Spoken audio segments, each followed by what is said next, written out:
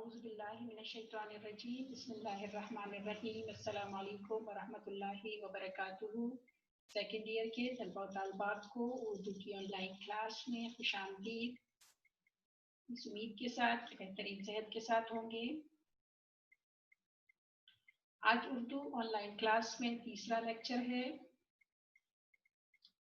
اس سے پہلے آپ نے سر سید ایبک خان کا شبلی نعمانی کا جو ہے وہ پڑھا مضمون مسلمانوں کا قدیم طرز تعلیم،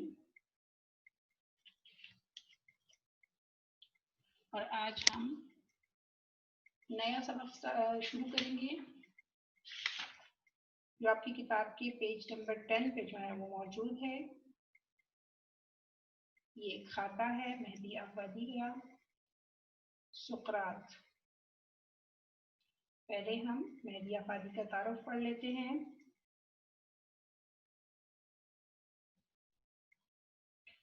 ولادت ان کی یعنی تاریخ پیدائش ہے 1875 اور وفات ان کی ہے 1921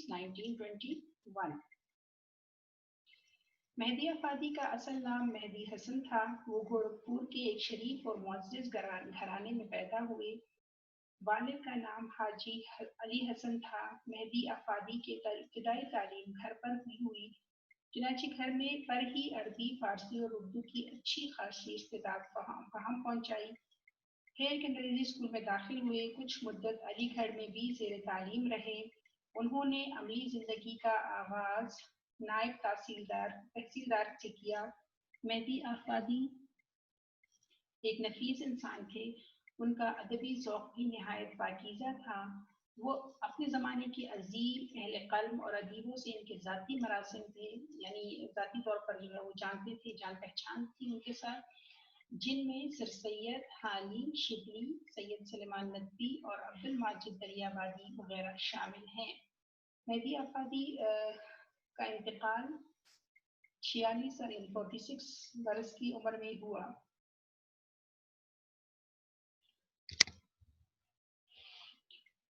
مہدی آفادی کے مضامین کا ایک مجموعہ افادات مہدی کے نام سے ان کی اہلیہ نے ان کی وفات کے بعد ترتیب دے کر شائع کیا۔ ان کی تحریر کی سب سے بڑی خصوصیت زندہ دلی اور ظرافت ہے۔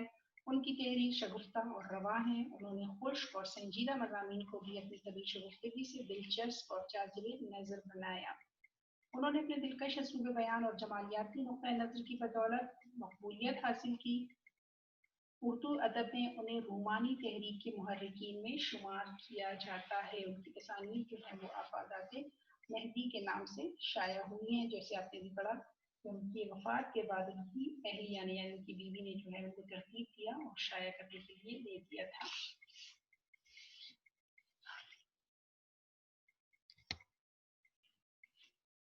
مہدی آفادی کا جو ہے خاکہ موجود ہے ہمارے پاس سقراط کے نام سے۔ سقراط کا نام یقیناً آپ لوگوں نے سنا ہوگا، بہت بڑا فلسفی گزرا ہے، اور اس کی تھوڑی سی عادات کے بارے میں یعنی اگر ہم کہیں، جیسے کہ آپ کو پتا ہے خاکہ اس چیز کو کہتے ہیں چیز جو مضمون نہیں ہوتا، یا ہم کہتے ہیں کہ پوری سوانح عمری نہیں ہوتی، لیکن اس میں کچھ خوبیوں کو یا کچھ چیزوں کو ایسے واضح کر دیا جاتا ہے کہ جس سے اس شخص کی شخصیت کے بارے میں اندازہ لگایا جا سکتا ہے۔ تو یہ بھی جو ہے بہت خوبصورت سقراط کے بارے میں لکھا گیا خاکہ ہے۔ پیج نمبر 11 پہ سقراط یونان کے مشہور اور نامور حکماں میں سے تھا۔ ٹھیک ہے جی، حکیم تھا، بہت بڑا فلسفی گزرا ہے۔ تاریخ جو ہے اگر ہم کہیں کہ جب بھی حکماں کا یا حکیم کے بارے میں یا جب بھی بڑے فلسفی کے بارے میں لکھا جاتا ہے تو سقراط کا نام جو ہے ضرور شامل ہوتا ہے۔ یہ یونان کے شہر سے یونان سے تعلق رکھتا تھا اور یہاں ایتھنس میں پیدا ہوا۔ یہ شہر کسی وقت میں یونان کا دارالسلطنت تھا۔ ٹھیک ہے، اس میں یونیورسٹی بھی تھی۔ سقراط کا باپ ایک بت تراش تھا، بت بناتا تھا پتھروں سے، اس کا باپ۔ آبائی پیشے کی رعایت سے اس نے وحد اثر میں بھی سن تراشی میں مشق وہاں پہنچائی، مگر آخر اسے فلسفہ کی تحصیل کا شوق ہوا۔ چونکہ طبیعت میں قدرتی طور پر اعلیٰ درجے کی صلاحیت موجود تھی، اس نے نہایت تیزی کے ساتھ فلسفے کا اثر قبول کیا۔ ولید اثر کہتے ہیں جس کا زمانے میں کوئی جوڑ نہ ہو، لاسانی۔ اپنی مثال آپ ہونا، سن تراشی، پتھروں کو تراشنا۔ کہہ رہے ہیں کہ کیونکہ اس کا باپ جو ہے وہ ایک بت تراش تھا، وہ پتھروں سے بت بناتا تھا، لہٰذا اس نے بھی اسی کام کی طرف توجہ دی، وہ بھی باپ کے ساتھ جو ہے وہ پتھر تراشتا تھا۔ لیکن چونکہ فلسفی کا علم حاصل کرنے کا شوق جو ہے اس کے اندر موجود تھا، لہٰذا بعد میں اس نے یہ کام چھوڑ کر فلسفے کی طرف توجہ کی، اور پھر جو ہے سن تراشی کا کام کرنے کے بعد فلسفے کے شوق میں سے فلسفی بنا دیا۔ ٹھیک ہے جی، وہ پھر اس نے یہ کام چھوڑ دیا کیونکہ قدرت نے پہلے سے اس کے اندر یہ صلاحیتیں موجود تھی۔ اوائل عمر میں بااقتضاء آئینی ملکی اسے فوج میں داخل ہونا پڑا۔ اوائل عمر میں، عمر کی شروع میں، یعنی جوانی کی شروع میں ہم اس کو کہہ سکتے ہیں کہ بااقتضاء آئین ملکی ملکی قانون کے مطابق، یعنی اس دور میں ان کے ملک میں یہ قانون تھا کہ جو بھی لڑکا جو ہے جو جوان ہوتا ہے اس نے فوج میں شامل ہونا ہوتا تھا، یہ فرض تھا ہر لڑکے پر، ہر جوان پر، اور یہ ملکی قانون تھا۔ لہٰذا سقراط جو ہے جب جوان ہوا تو اسی ملکی قانون کے تحت فوج میں داخل ہونا پڑا، شامل ہونا پڑا۔ کئی لڑائیوں میں اتنے بڑے بڑے کارنامے نمایاں کیے، بڑے بڑے کارنامے انجام دیے۔ زنوفن اور ایل سی بائیڈز سے لائق شخصوں کی جان اسی نے بچائی۔ اسی وجہ سے ان دونوں کو بھی اس کے ساتھ بہت محبت تھی۔ ٹھیک ہے، بہت بڑے عہدے پر فائز تھے یوسف فوج کے، اور ان دونوں کی جان جو ہے وہ ایک جنگ میں سقراط کو بچائی تھی، اس کو ان سے محبت تھی۔ زنوفن فوج کا ایک سردار ہونے کے سوا صاحب تصنیف بھی تھا۔ ٹھیک ہے، یعنی وہ خود بھی لکھنے لکھانے کے شعبے سے جو ہے وہ منسلک تھا۔ اس کی تصنیفات خاص پائے کی ہیں۔ ایل سی بائیز ایک امیر کا بیٹا تھا، ہر قسم کے اوصاف اس میں پھوٹ پھوٹ کر بھرے ہوئے تھے۔ حسن صورت کے ساتھ اعلیٰ حسن سیرت ہونے پر سہاگے کا رتبہ تھا، یعنی امیر تھا، خوبصورت تھا، اور اس کے ساتھ ساتھ سیرت کا بھی بہت اچھا تھا، بہت اچھے اخلاق کا مالک تھا۔ تو وہ کہہ رہے کہ وہ سونے کے سہاگا کا کام جو ہے وہ کر رہا تھا۔ اس کی یہ جو خوبصورت اخلاق تھے اس نے اس کی کامیابی میں یا اس کی اس کو مشہور ہونے میں جو ہے وہ بہت بڑا کردار ادا کیا ہے۔ یہ دونوں شخصیات کا ذکر جو ہے وہ آپ کو کر دیا گیا ہے، بتا دیا گیا ہے۔ تو اگر آپ سے کسی کوشچن مطلب جیسے آپ کو پتا ہے کہ آپ کے درمیان میں سے بھی آپ سے یعنی چیپٹر کے متعلق کوشچن پوچھے جا سکتے ہیں، تو یہ ان کا تعارف یاد رکھیے گا کہ آپ کے سے متعلق ان دونوں شخصیات کے متعلق آپ سے سوال پوچھا جا سکتا ہے۔ اچھا جی، لڑائی سے فراغت کے بعد سقراط نے اپنی پہلی غذا تبدیل کر دی، کھانے کپڑے میں سادگی برتی، فلسفیانہ تحریر شائع کی، ہم وطنوں کو پابندی مذہب کی تاکید کی۔ رفتہ رفتہ حکیموں کی ایک کثیر جماعت اس کے خیالات سے فائدہ اٹھانے لگی، یعنی جب فوج لڑائیاں وغیرہ ختم ہوئی تو اس نے کیا کیا کہ فوج کا خیر آباد کیا، اور اپنی جو پہلی وجہ تھی یعنی حالت تھی اس کو تبدیل کر کے بالکل جو ہے وہ سادگی اختیار کر لی، اور لوگوں کو وہ تاکید کرتا تھا، تلقین کرتا تھا کہ وہ مذہب کی پابندی کرے، اور اس طرح آہستہ آہستہ کیا ہونے لگا کہ حکیموں کی بڑی تعداد جو ہے وہ اس سے فائدہ اٹھانے لگی۔ پڑھنے پڑھانے کا سلسلہ جاری ہوا، مختلف باغوں اور دریا کے کنارے پر یہ اپنے شاگردوں کو حکمت و فلسفہ کے نازک مسئلے سمجھایا کرتا۔ یہ طبیعت کا بہت آزاد تھا اور انتہا درجے کا خوش تقریب بھی۔ اس کی فلسفیانہ نکتہ سنجیاں آخر میں اس کے ہم وطنوں کے لیے رشک و حسد کا باعث ہوئی۔ اچھا، پھر کیا ہونے لگا کہ کیونکہ بہت اچھا بولنے والا تھا، اللہ تعالیٰ نے اس کو ایک اچھی طبیعت دی ہوئی تھی اور لوگوں کو حکمت و فلسفے کی تعلیم دیتا تھا، جگہ جگہ بیٹھ کے کبھی باغ میں کبھی دریا کے کنارے، تو ایسا ایسا کیا ہونے لگا کہ اس کے شاگردوں کی تعداد جو ہے وہ زیادہ ہونے لگی، اور لوگوں میں اس کی فلسفیانہ نکتہ سنجیاں یعنی جو فلسفیانہ باتیں وہ بتاتا تھا، جو نقطے وہ نکالتا تھا، جو جن مسائل کو وہ ڈسکس کرتا تھا، वो आखिर में ये होने लगा कि उसके जो दूसरे हम वतन हकीम वगैरह उसके दोस्त वगैरह जो थे या उसके वतन के लोग जो थे वो आहिस्ता आहिस्ता उससे हसद करने लगी कि ये क्यों इतना मशहूर है और लोग उसकी जो है इतनी तारीफ करते हैं या इसके शागिर्दों की तादाद जो है वो इतनी बढ़ रही है। तो आहिस्ता आहिस्ता लोगों के दिलों में इसके खिलाफ जो है वो हसद पैदा होना शुरू हुआ। एक शायर ने इसकी हिज लिखी जिसका मंशा ये था कि सुकरात यूनानी कि जिसका मंशा ये था कि सुकरात नौजवानाने एथेंस के अखलाक को ख़राब करता है और लड़कों को सिखलाता है कि अपने वालिदैन की अताअत से इनखिराफ करें। अदालत ने इस बिना पर सुकरात को मुजरिम ठहराया। ठीक है जी। और मतलब ये कहा जाने लगा कि सुकरात जो है वो नौजवानों को ख़राब कर रहा है। हालांकि वो मज़हब की तालीम देता था। वो कहता था कि अगर तुम्हारे वालिदैन जो है वो गलत मज़हब पर हैं तो तुम्हें उनकी पैरवी नहीं करनी चाहिए। इस चीज़ को बेस बनाकर फिर उसके खिलाफ जो है मुकदमा दायर किया गया, दर्ज किया गया और अदालत ने जो है सुकरात को मुजरिम करार दिया और अदालत में ये मानना पड़ा कि हाँ वाकई में सुकरात जो है वो गलत काम कर रहा है। तहकीकात की गई नतीजा इसको सिर्फ गर्दजनी साबित करता है।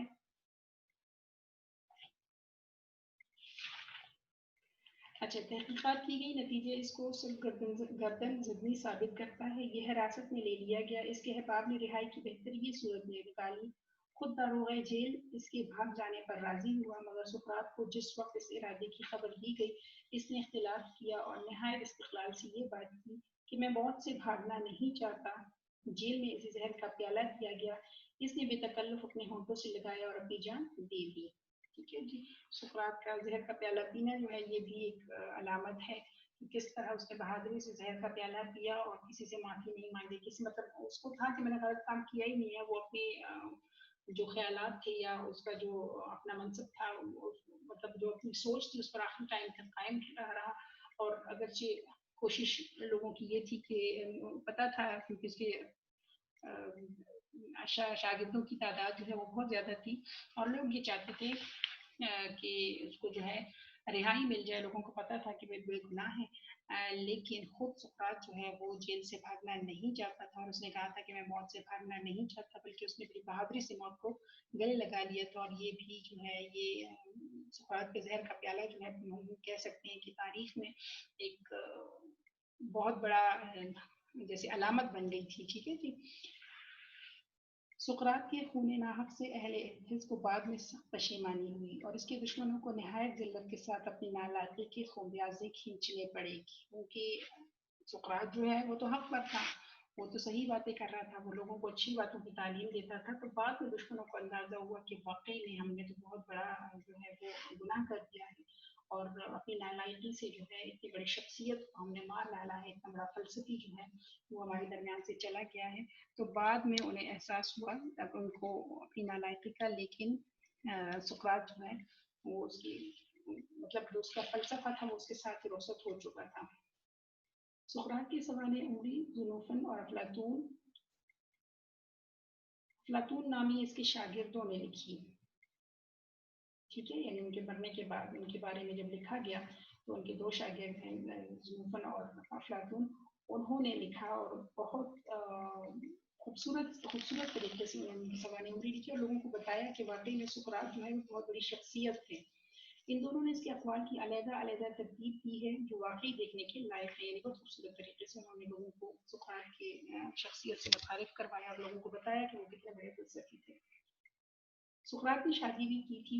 इसकी बीवी बहुत ही बदमिजाज थी। सुकरात के साथ इसका बर्ताव सख्त था लेकिन वो हमेशा इससे नरमी से साथ पेश आता था। इसने अपनी बीवी की बदमिजाजी से फ़ायदा उठाया। इसकी कच्ची पक्की सह लेने से ये इंतहा दर्जे की बर्दाश्त का खुगर हो। यानी हर वक्त बीवी के साथ लड़ाई झगड़े और उसकी बातों को बर्दाश्त करने से उसके अंदर ये खूबी पैदा हुई कि वो फिर बाहर भी बर्दाश्त की जो आदत थी वो उसके अंदर पैदा हो गई थी और वो बाहर की जो सख्तियाँ थी उनको भी बर्दाश्त करने का यानी उसके अंदर मादा पैदा हो गया था। 470 बरस पेशतर हज़रत ईसा के पैदा हुए और 399 बरस कबल वफात पाई। यानी हज़रत ईसा अलैहिस्सलाम की पैदाइश से 470 साल पहले जो है वो सुकरात पैदा हुआ था। ठीक है जी। और फिर उसकी वफात 399 बरस कबल हुई। यानी हज़रत ईसा के आने में जो है वो 399 बरस भी रहते थे। लेकिन और उनकी वफात हो गई थी। सुकरात की राय में मौजूदा वक्त को किसी आने वाले दिन की उम्मीद पर राय का करना बड़ी गलती है। अभी इस पैरा में आपको उसके ख्यालात के बारे में बताएंगे कि क्यों, क्या उसके ख्यालात थे और क्यों वो इतना मशहूर हुआ। उसका ख्याल था कि किसी आने वाले दिन की उम्मीद पर रायगा करना, मौजूदा वक्त को ज़ाया करना जो है बहुत बड़ी गलती है। वो किसी चीज़ को पसंद अंदाज करना इसलिए कि एक सिरे से फिजूल समझता है, यानी ये सोचना कि जी आज का दिन जो है वो किसी तरह गुजर जाए और आने वाला वक्त जो है वो हो सकता है वो अच्छा हो, या मौजूदा दौर से फ़ायदा ना उठाना सुकरात के नज़दीक वो कहता था कि बहुत बड़ी गलती है, बल्कि जो दिन आपको मिल रहा है आप उसी से फ़ायदा उठाने की कोशिश करो। इक्तिसाब इल्म के लिए, यानी इल्म हासिल करने के लिए, इसके ख्याल में किसी वक्त खास की कैद नहीं।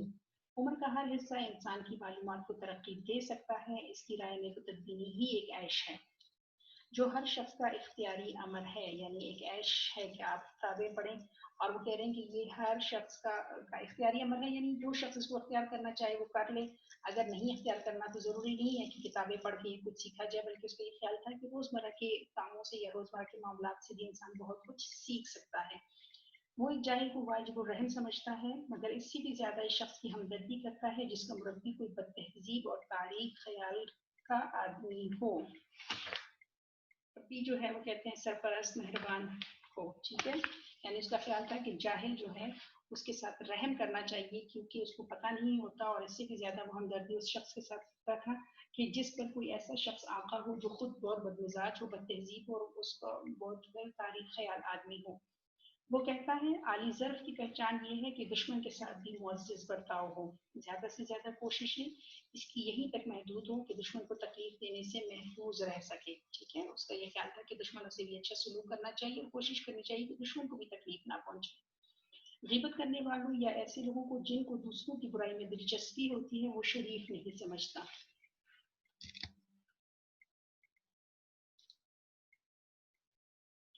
यानी उनका ख्याल था कि वो लोग शरीफ हो ही नहीं सकते जो दूसरों की ग़ीबत करते हैं या बुराइयां बयान करते हैं। इनके साथ इंतहाई रियायत यह है कि इनको कमी ना कहा जाए, यानी कम अज़ कम उनका ख्याल था कि कम अज़ कम अगर उसको कोई मतलब सजा दी जाए तो ये है कि उसको कभी ना कहा जाए। एक बहुत बड़ा लफ्ज़। आखिर में वो हर शख्स को अपने कानिश पैरवी की ताकीद करता है।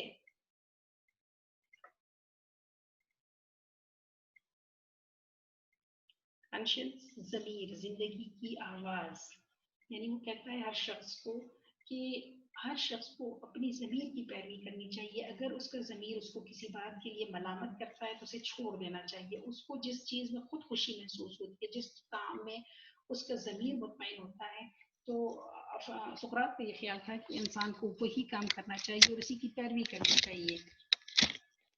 इसने जोर देकर ये बात बताई कि सिर्फ असलियत पर नजर होनी चाहिए और इससे गर्ज नहीं कि दूसरे क्या समझते हैं, ठीक है। यानी अगर आपको ये लग रहा है कि आपका ज़मीर जो है वो मुतमईन नहीं है किसी काम करने से, तो सुकरात का ये ख्याल था कि ये सोचना कि दूसरे क्या सोचेंगे या दूसरे क्या समझते हैं, उसका ये ख्याल था कि ऐसा नहीं होना चाहिए, बल्कि आपको सिर्फ अपनी असलियत पे ही नजर होनी चाहिए, यानी हकीकत पसंद होना चाहिए इंसान को, उसका ये ख्याल था।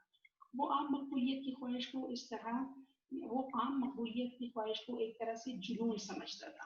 उसका ये ख्याल था कि ये दीवानगी है, ये पागलपन है कि इंसान ये सोचे कि मैं जो है मशहूर हो जाऊं या लोगों में मकबूलियत हासिल करूं। तो उसका ये ख्याल था कि ऐसी ख्वाहिश का होना जो है वो दीवानगी की या जुनून होने की मतलब एक अलामत है।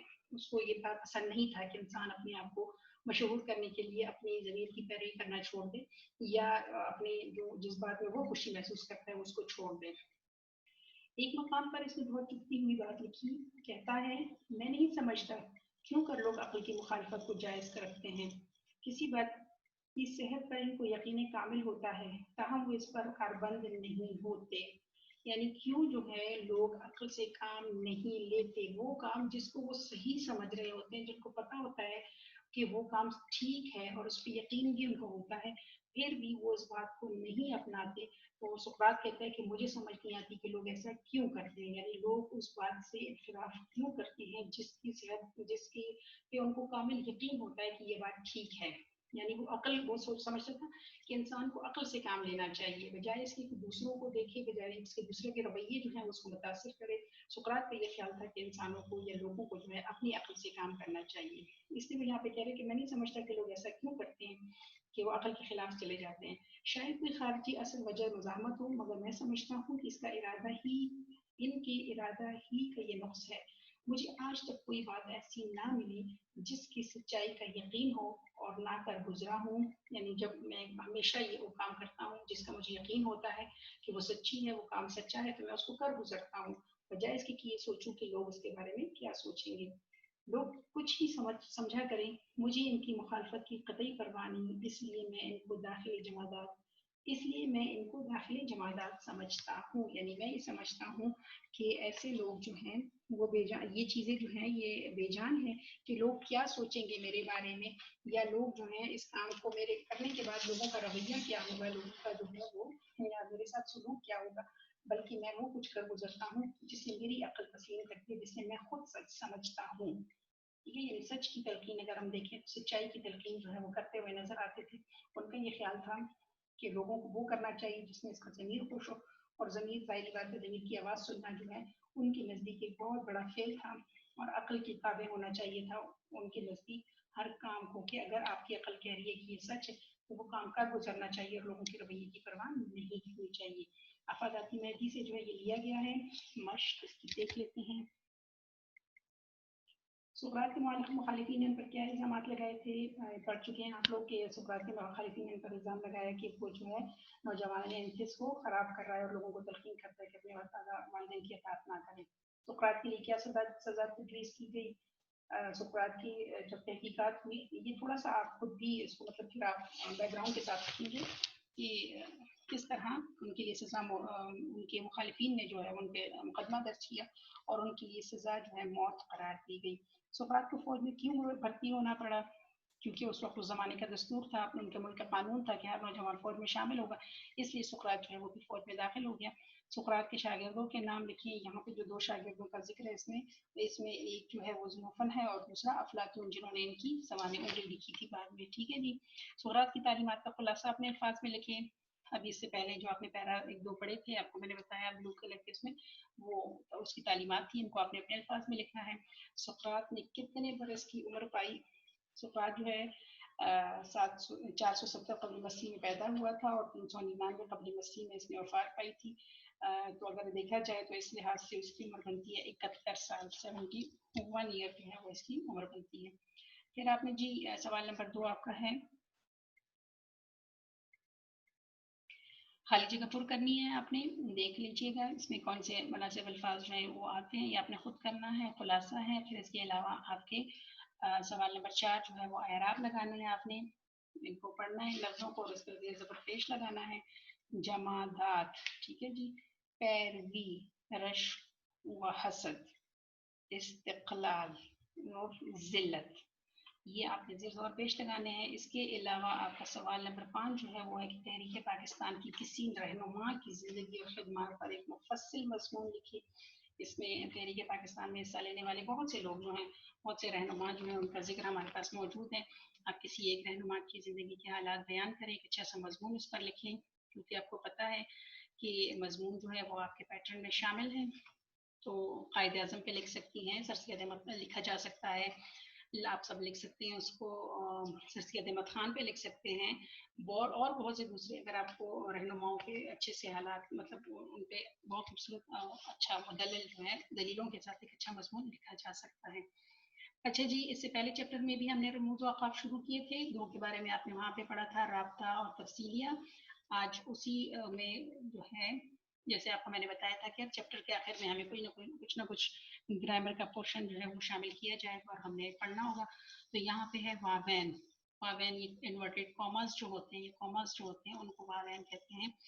तो ये भी रमूज़ व औक़ाफ़ में शामिल है। जब कोई इक़्तिबास दिया जाए या किसी का कौल नक़ल किया जाए तो इसके आगाज़ और अख्तिताम पर ये अलामात लगाई जाती हैं।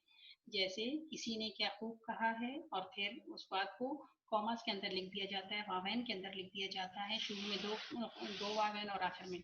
ठीक है, तो खुदा उनकी मदद करता है जो अपनी मदद आप करते हैं। پھر اگلا کیا ہے؟ اگلا ہے جی سوالیہ کوشچن مارک. یہ علامت سوالیہ جملوں کے آخر میں لگائی جاتی ہے، جیسے کیا ہے، تم کہاں ہو، میچ کون جیتا وغیرہ. ٹھیک ہے جی. تو اس کے بعد ایک اور ہے ندائیہ یا فجائیہ. یہ اگر آپ دیکھیں ایکسکلیمنیشن مارک ہے، آپ نے نشان لگا دیکھ لینا ہے. آپ کو میں نے کل پچھلے لیکچر میں بھی بتایا تھا کہ آپ نے ان کی جو علامات ہیں ان کو بھی یاد رکھنا ہے، کیونکہ ایم سی کیوز میں آپ سے علامت دے کر آپ کو پوچھا جاتا ہے، یا آپ سے ایک تو ان کے نام دے کے آپ سے علامت پوچھی جا سکتی ہے، یا پھر علامت کی بنا کر آپ سے ان کا نام پوچھا جا سکتا ہے. تو آپ نے ان کی علامات جو ہے وہ بھی ساتھ یاد رکھنی ہے. پھر یہ کس لیے استعمال ہوتا ہے، کہاں کہاں ہوتا ہے ندائیہ یا فجائیہ، کہاں کہاں استعمال ہوتا ہے؟ کسی کو مخاطب کرنا ہو تو ندائیہ کی علامت لگائی جاتی ہے، ندا آواز دینا. ٹھیک ہے. اور کسی بھی جذبے، نفرت، محبت، نفرت، حقارت، خوف، تعجب، خوشی، غصہ، تنبیہ یا تحسین کا اظہار کرنا مقصود ہو تو یہ علامت بطور فجائیہ لگائی جاتی ہے.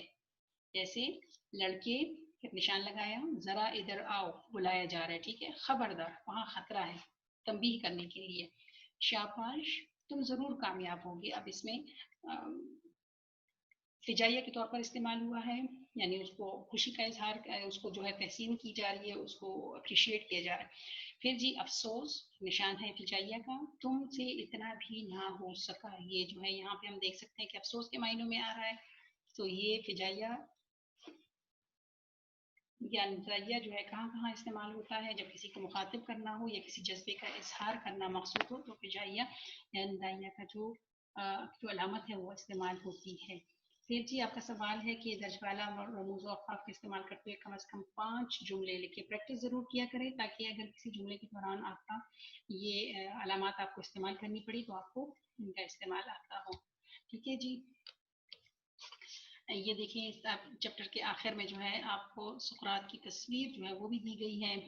اس کے سوال نمبر 7، دیے گئے مضمون پر اپنی رائے کا اظہار کرتے ہوئے بتائیں کہ مصنف نے کس حد تک سقراط شخصیت اور کارہائے نمایاں کا ذکر کرتے ہوئے قائرین کو متاثر کیا ہے. یعنی آپ کا کیا خیال ہے سقراط کے بارے میں؟ اتنا کچھ لکھ لینا کافی ہے، یا آپ کیا سمجھتے ہیں کہ واقعی میں مصنف نے جو ہے یہ مضمون لکھ کر کے واقعی میں اس نے مطلب متاثر کیا ہے لوگوں کو کہ نہیں؟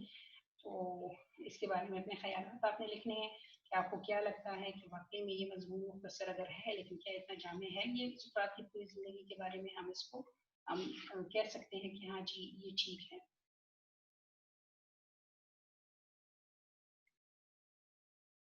تو آپ نے اپنی اپنی رائے کا اظہار کرنا ہے اس کے بارے میں. ٹھیک ہے جی. الحمدللہ مشق بھی ہو گئی، سبق بھی ہمارا مکمل ہو گیا. اپنا بہت سارا خیال رکھیے گا، دعاؤں میں یاد رکھیے. اللہ حافظ.